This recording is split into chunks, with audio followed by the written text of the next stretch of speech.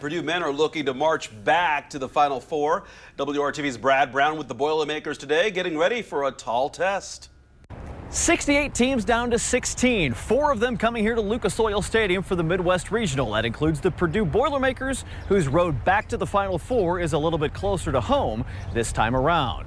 Last year, it was through Detroit for the regional weekend as Purdue made their way to Phoenix and that national runner-up finish. Whether or not a home court advantage happens this weekend here at Lucas Oil Stadium remains to be seen. The bigger concern will be their matchup on Friday night against the top-seeded Houston Cougars. But Purdue comes in with something that can be invaluable at this point in the tournament. That is experience. So many of these guys made that tourney run a year ago, including much of the starting lineup. Yes, Zach Edey is gone, but Trey Kaufman-Renn has proven to be the big guy that can step up in his absence. And when Braden Smith and Fletcher Lawyer get it dialed in properly, Purdue has proven that they can play as well as or better than any team left in the tournament.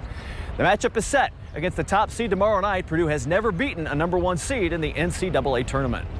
We got a lot of experience together, being able to play for our case 3 years in a row. I mean, that builds and helps over time. So having that is huge. At this point in the season, the teams, you are who you are. You have your strengths, you have your weaknesses. And like I mentioned, you can still improve on those things. You can still get better at your weaknesses and continue to get better at your strengths. But you are who you are. You have your identity, and you got to stick to that identity. For this particular stage, I'd say the run last year that we had, the scouting, the preparation, just being on this stage before. I think those are all experiences that you have. Obviously we have weaknesses like every team, but, we just kind of focus on how good we are. We kind of focus on how good we need to be and what we can do. Because I think everyone in this room would agree that, we can do something pretty special if we're all connected and locked in.